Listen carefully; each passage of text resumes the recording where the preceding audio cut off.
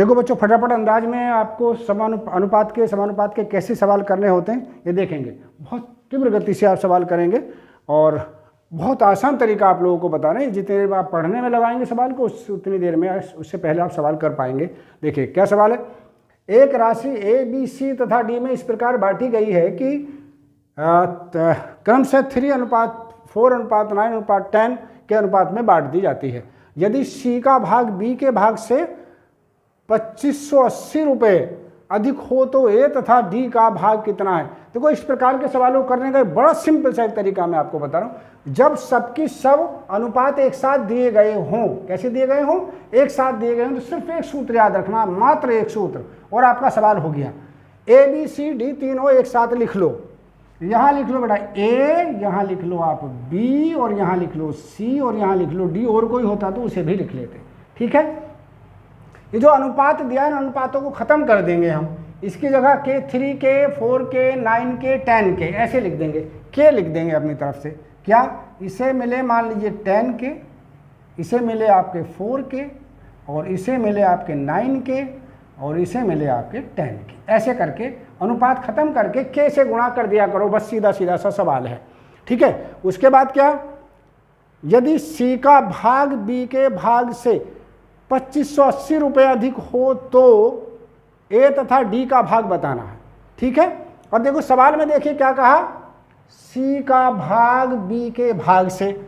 सी का कौन सा है भाई बच्चों, सी का भाग ध्यान से देखेंगे कौन सा है सी का भाग, ये रहा सी का भाग। किसके भाग से, सी का भाग बी के भाग से। भाई बात करें सी और बी की, इन दोनों की बात कर रहे हैं भाई, ये दोनों की बात कर रहे हैं। ये कह रहे हैं कि इन दोनों का जो भाग है, इसका भाग है 9 के में से 4 के घटा दें अगर, क्योंकि इसके पास ज़्यादा है, ज़्यादा में से कम को घटा रहे हैं, तो ये किसके बराबर बता रहे हैं, तो ये राशि हो जाती है हमारी कितनी, 2580 के बराबर। यानी इसके पास जितने पैसे हैं और इसके पास, इन दोनों का जो अंतर है 2580 रुपये है। कितना है, 2580 रुपये। देखिए बस भाई 9 के में से अगर हम 4 के घटा देंगे तो कितना बचेगा, 5 के बचेगा। 5 को इसके नीचे ले जाओ, के बराबर हो गया क्या बच्चों, लिख दे रहा हूँ एक लाइन और, ये 2580 बचा। के का मान आपको बस निकालना है, सवाल आपका बेटा हो गया। तो 2580/5। ठीक है, क्या करें भाई, 2580/5 को करने का एक तरीका आपको मैं बता दूं। अगर आप 5 से गुणा नहीं करना चाहते, एक तो ये कि 5 से भाग करो। मान लीजिए 5 से भाग आपको नहीं आती, तो इस बार 0 को हटा दो। हटा दिया भाई, इसका दुगुना करके लिखो, 2 से गुणा करो, 8 दूनी 16, 5 दूनी 10 और 1 11, 4 दूनी 5, 4 दूनी 2 दूनी 4 और 1 5, कितना हो गया, 516 हो गया आपका। समझ रहे बात को। फिर देखिए, अगर 5 से आपको भाग नहीं करनी तो दूसरा तरफ भाग की जगह गुणा कर दीजिए, एक 0 हटा दीजिए, ये वाला 8 दूनी 2 से गुणा कर दो, 8 दूनी 16, हासिल 1 2 पंजे 10 और 1 11, हासिल 1 2 दूनी 4 और 1 5। वैसे भी भाग करेंगे तो 5 पंजे 25 आ गया, 80 बचा।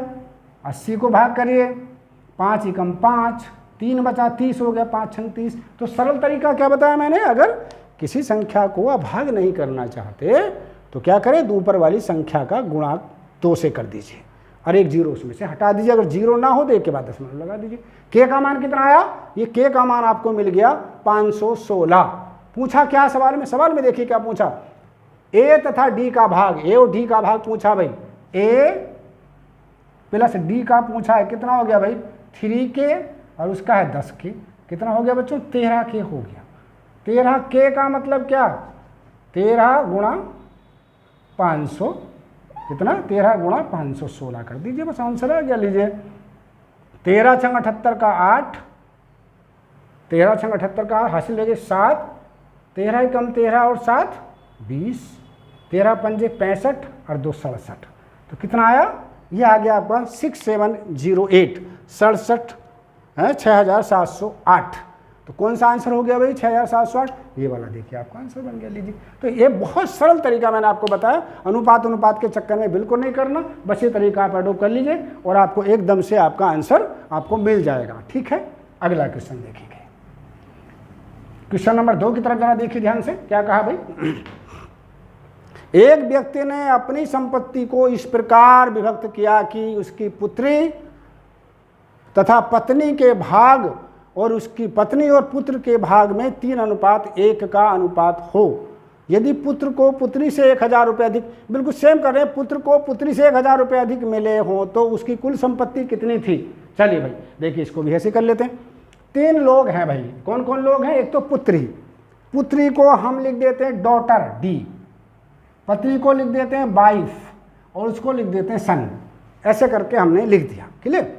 अनुपात कितना भाई, वो कह रहे हैं कि इनके बीच में 3:1 का अनुपात है, इन दोनों के बीच में 3:1 का अनुपात है। तो इसको करने का तरीका देखेंगे भाई कैसे करते हैं हम। ठीक है, इसको करने का तरीका क्या बताया था, इसकी गुणा इससे कर दो और इसकी गुणा इससे कर दो, इसके नीचे आ जाएगा 3 तिया 9। कैसे करेंगे गुणा, फिर देख लेंगे आराम से। यानी इसकी गुणा तो आप इससे करेंगे और इसकी गुणा आप इससे करेंगे। ठीक है, और इन दोनों को आपस में गुणा करके इसके W के नीचे आ जाएगा। तो कितना हुआ बताइए, यहाँ आ गया आपका 3 तिया 9, यहाँ 3 ही कम 3 और यहाँ 1 कम 1, और सबके साथ के लगा दो, के लगा देते हैं, बस आंसर आ जाता है भाई अपने आप लोग के। क्लियर। इन सबको जोड़ के बराबर में लिख दो। कितना हो गया, 9 3 12 और 13 के उसी कुल संपत्ति 13 के बराबर है। कितनी है, 13 के है।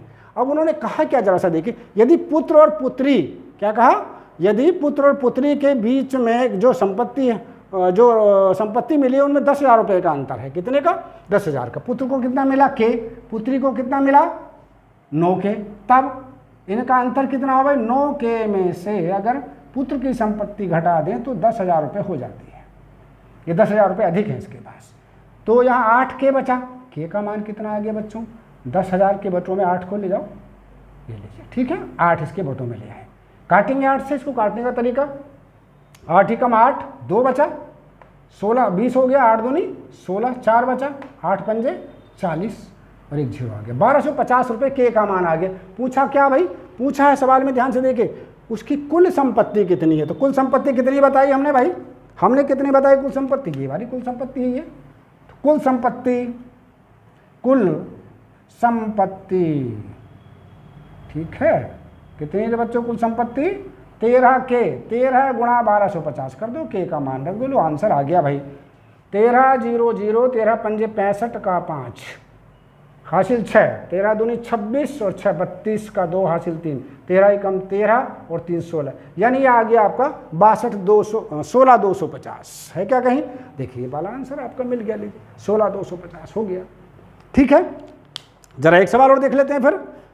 रुपये 750 को ए बी तथा सी में इस प्रकार बांटा गया है कि ए अनुपात बी 5:2, बी अनुपात सी 7:3, 13, तो ए को का कितना भाग है। लो भाई ये भी बिल्कुल सेम क्वेश्चन करना हमें, देखिए कर नहीं रहे कुछ, बस लो ये क्षण भर में कैसे करते हैं देखेंगे, बस मैं तो करके बता रहा हूँ, अदरवाइज तो बहुत जल्दी आप लोग कर सकते हैं।